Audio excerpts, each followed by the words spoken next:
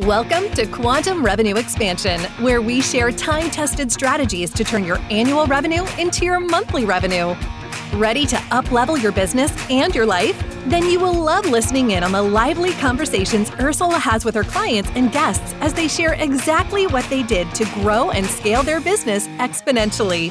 Plus, you will discover how to experience more freedom, joy, and peace in your business and your life right now. If turning your annual income into your monthly income is your next step, then join us at the next 2X Intensive. Go to ursulainc.co/apply.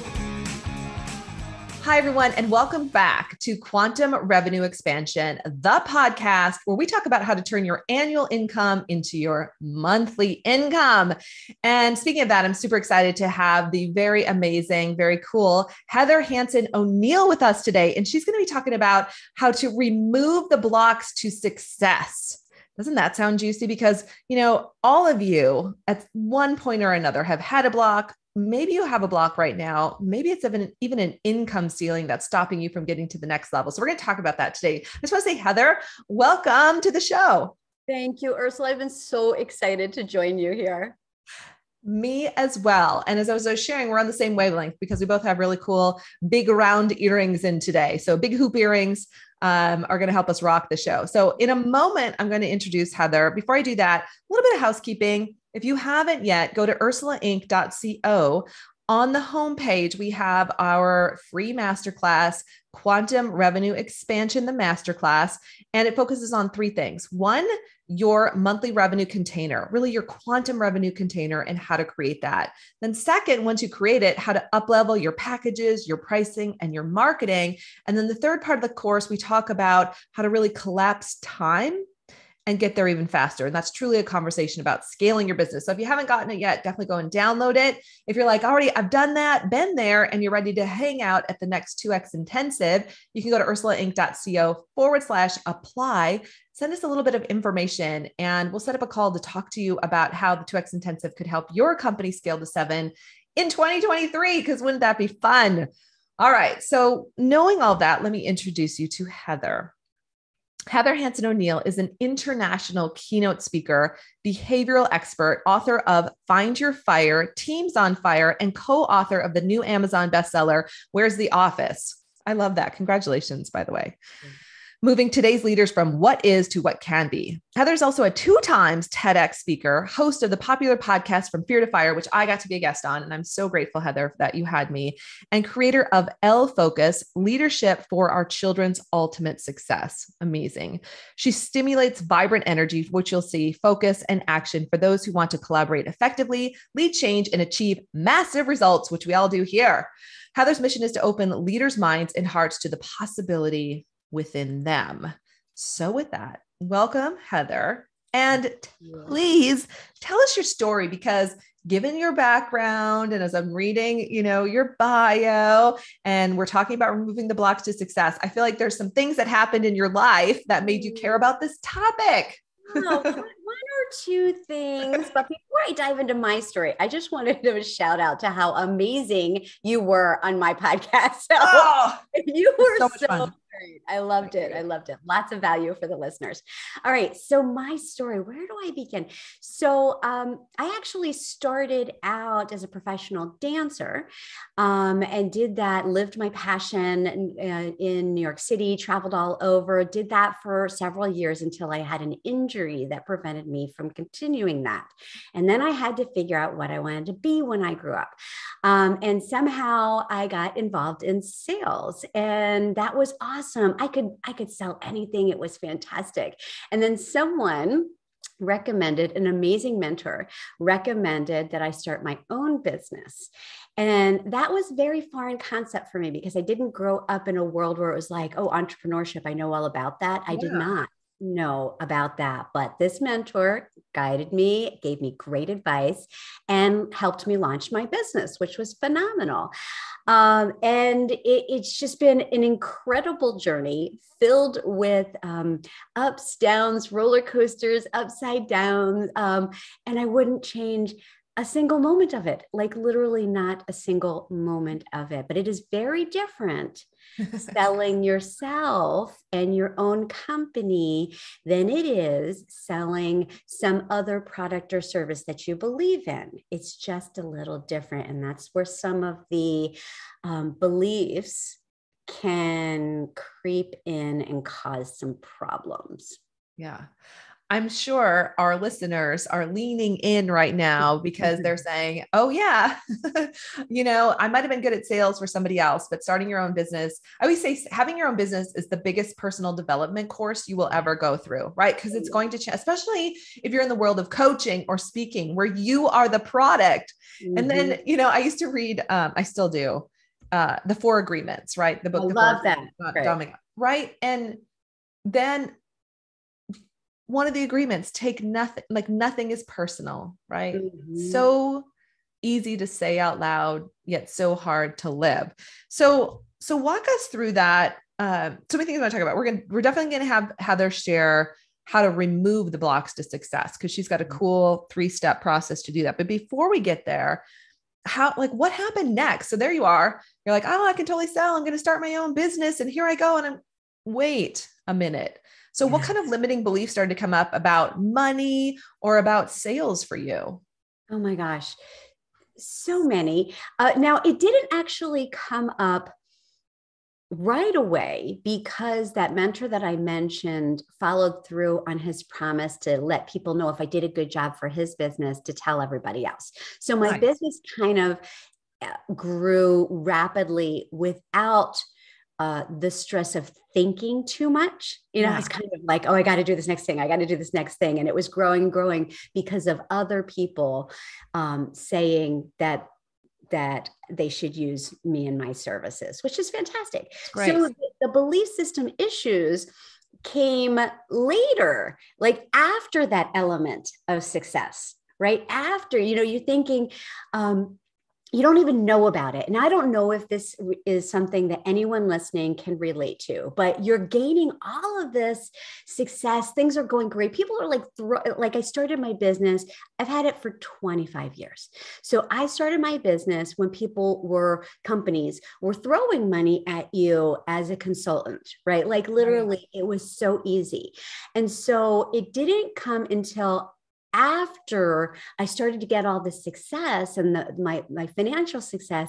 And then I started to self-sabotage, like for no one else's fault, completely my fault. I would just forget to call somebody back, or I wouldn't send out that invoice, or I would things I'd never do. Right. And it was like this underlying, some evil villain inside of me. And I realized I'm doing it to myself. Why am I doing this to myself? Because I really had no idea. And then I had to do the work. I had to try to figure out what was blocking me. And, I had to go through what are the beliefs that I had? And that's where you mentioned, well, where were some of these beliefs? I grew up in a home that, you heard a lot, money doesn't grow on trees. You have to work really hard to get anywhere. You have to work harder than anyone else. You can't try those new things. You can't take that risk because you're going to fail. There's all of these things around money. Oh, and there was this belief system that if somebody had a lot of money, you had to question where it came from because it must have been something sketchy, right. And I didn't even realize that I had adopted these beliefs that when I took the time to become aware of them and choose my own beliefs, I never would choose them because they're not something that that is in alignment with who I am or who I want to be. Right. But the beliefs guide your decisions and your actions until you become aware, until you take back control of it and choose. Yeah. That took actually, I'm embarrassed to say, quite a few years to figure out. Yeah. Well, I don't think you're alone in that, right? Because we don't get to discover those things until we push to the next level. And a lot of times it's pushing, it's like pushing through the fears, the block, like you just keep, I'm just going to keep going. And you don't realize there could be an easier way, like that you could actually exist in your business in a very easeful, graceful way where you're only doing what you love and doing well financially. So let's talk about income ceilings, because this is one that comes up a lot. A lot of our listeners might have 6-figure, multi-6-figure businesses moving to 7 figures, or 7 figures moving to multi-7 or 8 figures. And we notice like all of a sudden they'll start sabotaging, or things will start backsliding, or they'll have a really good month and then the next month, not so great. Right. And I've experienced this. I'm sure you have as well. And it's like, you've hit this income ceiling. 2 tips that you have, or what's helped you bust through an income ceiling? Well, the recognition that you have it and where it came from is really super important, because sometimes you go through that whole thing that I mentioned, is that I don't even know why I'm doing this or why this is happening. Right. I mean, so taking the time to get quiet and to analyze your business and to analyze your thought process and your emotions around it. How does this feel in my body? How, and so there's a lot more to it. But the thing for me is that it was very deep seated, and it could be for some listeners too, I'm not sure. But for me, I associated, if I made more money than my family, than the people that I wanted to love me, that I felt that that would alienate them. And that I would somehow lose their approval, lose their love, lose them wanting to be with me if I accelerated past them financially. And I didn't know it, right? Like it took a couple of, it's like an onion, right? You kind of pulling away the layers, and, oh, this doesn't feel good. And maybe it's this, maybe it's that. And then you get to that deep part where it's like you've been punched in the stomach when you get it right. When you're like, okay, there it is. I'm afraid of this loss of love. But you can go, once you recognize it, once you figure out what it is, you can go to the heart of that. You can go to the core of that and say, is this true? Now, I'm going to give, I don't know when you want to do those 3 steps. Let's just dive in. Let's dive in, because I'm going to have questions about them. So let's go there. Okay. So there's this whole process took some time to figure out, to create, and to learn, but it is so valuable. So for me personally, I asked myself, is it true? Right? Is it true? Am I really going to lose these people that I care about? Am I going to lose their love or their attention or their respect or anything? And the reality is that I thought it was true, but it actually wasn't true. Then the next question that you're going to ask yourself, is it mine? And this is a big one, because that's where there are a lot of generational beliefs that are just handed down from one generation to another. And this is where bias comes from. This is where violence is perpetuated. These are things that you somehow find coming out of your mouth, or guiding decisions that you make. I don't want to, I have a certain belief about this type of person, or just based on something that was told to you based on someone else's beliefs from like years and years and years and years ago. And there's no validity to it whatsoever. But you have to ask, is this belief mine? And if the answer is no, then you move on to the next one. And that is this belief serving me? So, right.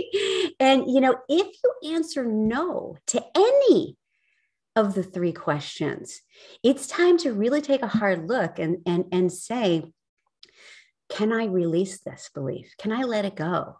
And then replace it with a more empowering belief, with a belief that does serve you and others, that guides, that can help you achieve the results that you want, that can help you provide the impact that you can have for people out there.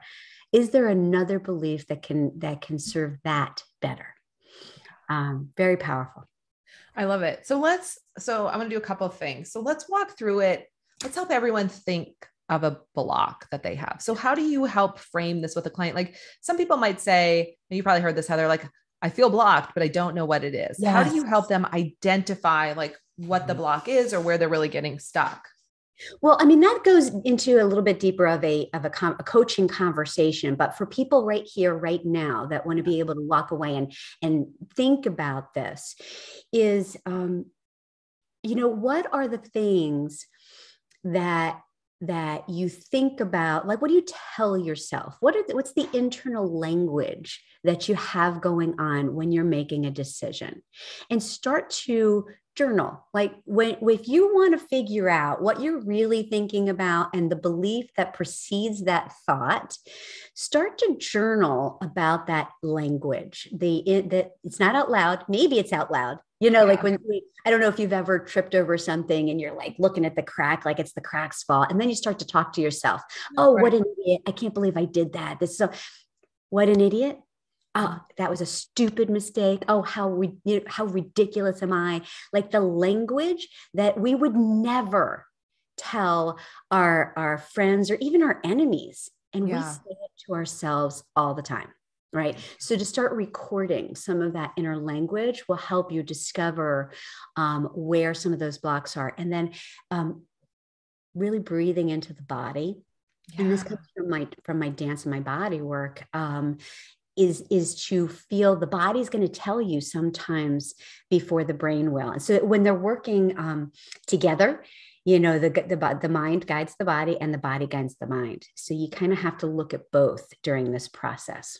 Yeah. So I love that. Like it's such a great way to, to be journaling and like tuning in and just starting to become aware of that internal dialogue. So let's play with money, since that's what, we're talking about. Let's play with money, right? Yes. And money blocks. So for someone who's listening, and a lot of clients, like I said, they come to us, they're at maybe 250,000 in annual revenue, want to get to $500,000, they want to get to 750, or they just want to go straight to $1 million. Would it be as simple as just asking, what do I believe about this? What do I believe about reaching 7 figures? Or what's the story I'm telling myself? Or what am I telling myself about reaching this goal? Yeah, that's a very important first step, because you may actually know. You may know and have just been kind of avoiding it. But you need to go through that process of asking. And then if you don't know, if you're finding like, gosh, I don't know, I've been trying this for years and I can't figure out why, I maybe take a step forward and then I end up taking 2 steps back. Like what's going on? What's guiding my belief? And then you want to just go a little bit deeper. Maybe some meditation can also help with this too, in quieting the distractions, the noise all around us. And when we quiet that, we can start to listen to our heart. We can ask then at a deeper level, what's holding you back? What are you worried about? What might happen? What might happen if you went from 250 to $1 million? And then you're going to get, when you're in that quiet space, you're going to get some answers, and they may make you uncomfortable, which is why you combine it with the journaling. We just start stream of consciousness, just right. No judgment. You can't be in a place of judgment here. You just have to allow it to come out. And then when you go back to it, you can look at it, and then you can add that mind, right? And you can say, wait, is this really true? Is this good? Then you go through those 3 questions and you start to develop, such a keen awareness of who you are. And that judgment part is super, super important, because we tend to underneath judge so much, like I'm not working hard enough, or I'm not trying hard enough, or I'm not smart enough, or, it can get down to the ridiculous. I'm not tall enough, or I don't know enough people. It can get to the things we do to ourselves, the things we believe. But it's this process, and it starts with that quieting and then starts to get real. Just being real with yourself, because you have everything that you need to be able to bump up your income. You have it already within you. You already know. You just don't know, That's so beautiful. Let's just all meditate on that for a moment. You already know how to get there. You might not know how maybe it's not become conscious for you yet, but it's there. I think that's such a big part of this process, is really trusting how much we do know. One of my coaches always says to me, well, Ursula, if you did know, what would you do? And then it's like such a great question, because it's like, oh, well, yeah. And so of course I love asking my clients that question. I'm sure you ask the same, like, if you did know, what would you know? And when you start to tap in, it's like, oh, I know exactly what I would do. I know exactly. And then you're tapping into a different part of you. So, it's really paying attention to that. So I'm curious, like thinking about this 3-step process, is there a block that you moved through in your life or your business where this process really served you? Oh my gosh. Yeah. So I, based on some of those beliefs that I mentioned in the beginning, I have always been so super focused on just doing and working and keep going. And, and great. It was successful. It worked. I was productive. I got a lot done. I made a lot of money, but I wasn't happy because I wasn't in that zone that, hey, this could flow. This could be easier. I could have a better quality of life. I could deepen my relationships too. So I had this additional issue with time, right? Do tell. So I had a belief system that there aren't enough hours in the day to be able to do everything that I need to do to be successful. And I really believe that. And so when I went through the process, is this true? Yes, it's true. Is it really true? No, not really, because everybody has the same number of hours, and some people are successful and some people are stressed out. It's not true. And then you can shift it into, well, what is true? Well, what's true is that I can get done everything that I choose to laser prioritize. I'm just not making the best choices right now. And I can change that. That's powerful, right? When we do the shift, right? Is it mine? Nope. It was given to me. I don't have to keep it. I can let it go. And is it serving me? No way. That was an easy one. Hands down, not serving me. I was running around like a lunatic and I wanted to have fun in my life. And here's the fun part. Once you let it go, and I'm a fire girl. So like I do things, rituals, like I will write it down and I will light it on fire. Burn it. I will let it go that way, right? Yeah. Just symbolically let it go. I'm not telling anyone out there to light anything on fire, just as a disclaimer. That's not what I'm saying. But you got to let it go. But then there's going to be this space. You're going to create a space, because if you have spent a good number of years having this belief system create a set of habits and decisions and processes for you, once you let it go, you're going to have this space. And if you don't fill it with another belief that's more empowering, that's going to serve you better, then you're going to do the cha-cha. This is where you take a step forward, you take a step back, 2 forward, 2 back, and you kind of go in and come in, and you can't really catapult your success unless you replace the belief you let go with a better one. Yeah. And then once I take on that new belief, what happens? Like, what happened for you? Because I love the example around time. We talk about in our company, we have a whole process that our other coach developed. It's the 7/20 process, to use all the time you have in a month, not just your work time, but also your whole lifetime. Right. So what happened for you when you let go of that? I was able to let go of my attachment to it. Right. So there's the belief, and then there's this attachment that you've created to what you think is going to happen if you follow through on the belief. Right. So I had to let go of that too. And when I did, I found that I was able to play more with my kids, play more with the adventures that I love in my life. And when I did that, when I took more time for play, I came up with better ideas to serve my clients better, to get more business. And look at that. Easier. I was able to now implement things by playing. Yeah. Love it. Yeah. So play filled your space. Yeah. And you were intentional about that, because we can clear the deck and fill it with other things that still aren't going to serve us. Right. So being like, for everyone who's listening, just noticing that. So before we wrap up, using the same process, do you have any client stories, of course, confidential, or any way that this process has really helped someone that you've worked with in a dramatic way? We love to hear the real stories because then we can latch onto that, right? We can believe that too. Right. Okay. So I have one I have a lot of them, but I have one that's kind of recent in my mind because I just had the coolest thing happen. We create, everybody out there, with what you do, you create ripples of impact. And some of them, you find out about, but most of them you don't. So to recognize that you're doing good, and whether somebody comes back to tell you about it or not, you're still doing good. You're still. Oh my gosh. Can we just meditate around that for a second? Like for all of our coaches and service providers who are listening, literally, I got a card this week and I've gotten them, we get cards over the years, but we can pay attention to the not so positive, whatever might come in. But this card is literally sitting, it's from a client, and it was such a blessing because it was a reminder of that the ripples we're making anyway. So it was so important. I'm holding that. Like, it's like, oh yes, this is why we do what we do. So for you, so there was a ripple. But this particular one, this client was kind enough to actually come back and say, oh my God, I had the most incredible aha moment. So she she was starting a business. And she had a couple of beliefs that weren't serving her. One had to do with ageism.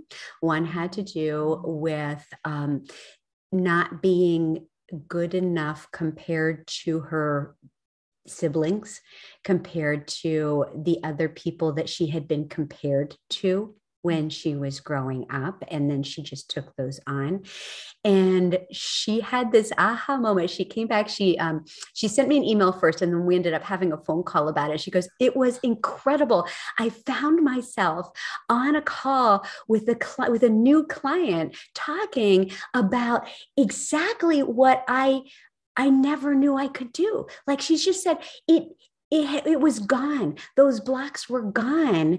And I was just able to say authentically that I know confidently I can help you because I have this skill. I have this experience. And she said, it just flowed out of my mouth and there was nothing left to stop it. That, to me, that gives me goosebumps to hear that somebody's life can change and it can break wide open. Yeah. Break wide open.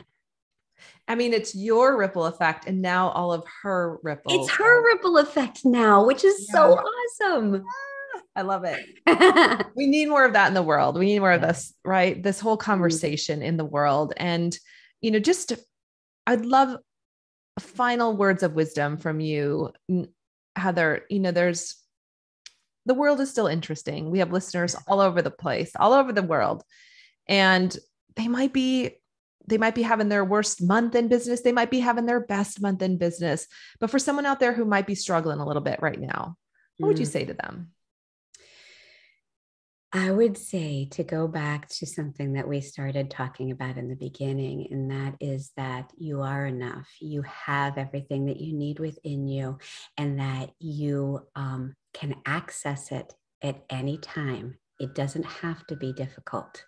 Yeah. And when you do, you are doing a service for the world, right? This is for you. This is your opening, your heart. This is your income, but it's not just for you, because when you recognize all that you have and all that you were meant to do in the world, your purpose in showing up, then you'll be like a beacon. You'll be like a beacon of light for everyone that you touch.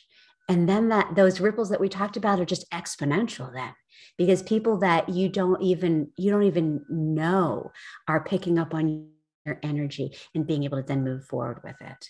Yeah. Beautiful. So to summarize, to remember, you are enough. The answers are within you.